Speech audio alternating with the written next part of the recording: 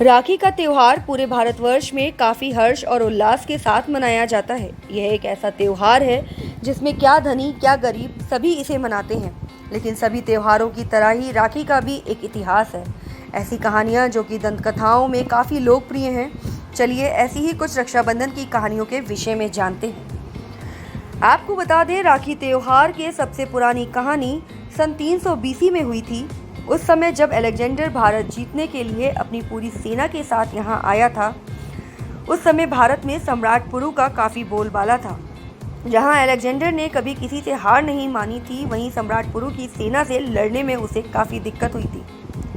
उसके बाद जब अलेक्जेंडर की पत्नी को रक्षाबंधन के बारे में पता चला, तब उन्होंने सम्राट पुरु के लिए एक राखी भेजी जिससे वह अलेक्जेंडर को जान से ना मारे। वहीं पुरु ने अपनी बहन का मान रखा और अलेक्जेंडर पर हमला नहीं किया। इसी तरह एक और कहानी है जो काफ़ी महत्व रखती है, रानी कर्णावती की कहानी। रानी कर्णावती और सम्राट हुमायूं की कहानी का कुछ अलग ही महत्व है। ये उस समय की बात है जब राजपूतों को मुसलमान राजाओं से युद्ध करना पड़ रहा था। उसी समय राज्य को बचाने के लिए राखी उस समय भी प्रचलित थी, जिसमें भाई अपनी बहनों की रक्षा करता था। उस समय चित्तौड़ की रानी कर्णावती हुआ करती थी। वो एक विधवा रानी थी और ऐसे में गुजरात के सुल्तान बहादुर शाह ने उन पर हमला कर दिया। ऐसे में रानी अपने राज्य को बचा सकने में असमर्थ होने लगी। इस पर उन्होंने एक राखी सम्राट हुमायूं को भेजी उनकी रक्षा करने के लिए, और हुमायूं ने भी अपनी बहन की रक्षा हेतु अपनी एक सेना की टुकड़ी चित्तौड़ भेज दी, जिसके बाद में बहादुर शाह की सेना को पीछे हटना पड़ा था। भविष्य पुराण में ये लिखा हुआ है कि जब असुरों के राजा बाली ने देवताओं के ऊपर आक्रमण किया, तब देवताओं के राजा इंद्र को काफ़ी क्षति पहुंची थी। इस अवस्था को देखकर इंद्र की पत्नी सची से रहा नहीं गया और विष्णु जी के करीब गई इसका समाधान प्राप्त करने के लिए। तब प्रभु विष्णु ने एक धागा सची को प्रदान किया और कहा कि वो इस धागे को जाकर अपने पति की कलाई पर बांध दे। और जब उन्होंने ऐसा किया, तब इंद्र के हाथों राजा बलि की पराजय हुई। इसलिए पुराने समय में युद्ध में जाने से पूर्व राजा और उनके सैनिकों के हाथों में उनकी पत्नी और बहनें राखी बांधा करती थीं, जिससे वो सकुशल जीत कर लौट सकें।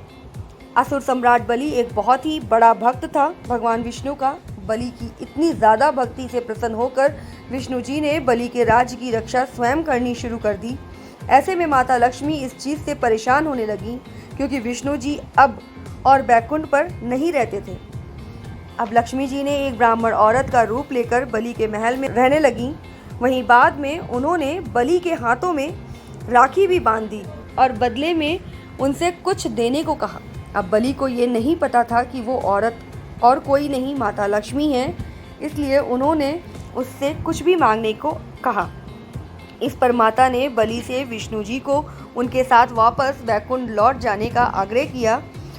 चूँकि बलि से पहले ही देने का वादा कर दिया था, इसलिए उन्हें भगवान विष्णु को वापस लौटाना पड़ा। इसलिए राखी को बहुत सी जगहों में बलेवा भी कहा जाता है। लोगों की रक्षा करने के लिए लॉर्ड कृष्णा को दुष्ट राजा शिशुपाल को मारना पड़ा।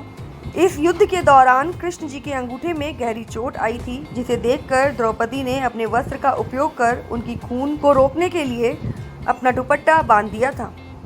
भगवान श्री कृष्ण को द्रौपदी की इस कार्य से काफ़ी प्रसन्नता हुई और उन्होंने उनके साथ एक भाई बहन का रिश्ता निभाया।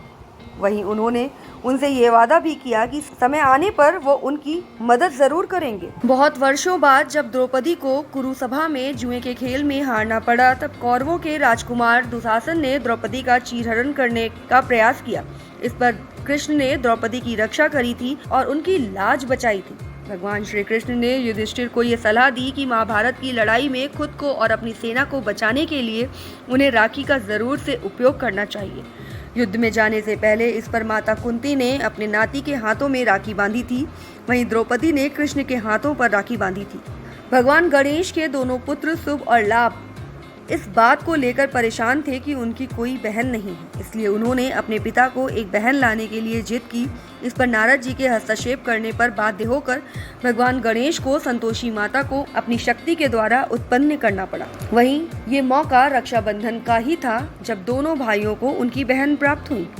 एक लोक कथा के अनुसार मृत्यु के देवता यम ने करीब 12 वर्षों तक अपनी बहन यमुना के पास नहीं गए थे। इस पर यमुना को काफ़ी दुख पहुंचा था। बाद में गंगा माता के परामर्श पर यम जी ने अपनी बहन के पास जाने का निश्चय किया। अपने भाई के आने से यमुना को काफ़ी खुशी प्राप्त हुई और उन्होंने यम भाई का काफ़ी ख्याल रखा। इस पर यम काफ़ी प्रसन्न हो गए और कहा कि यमुना तुम्हें क्या चाहिए, जिस पर उन्होंने कहा कि मुझे आपसे बार बार मिलना है, जिस पर यम ने उनकी इच्छा को पूर्ण भी कर दिया। इससे यमुना हमेशा के लिए अमर हो गई।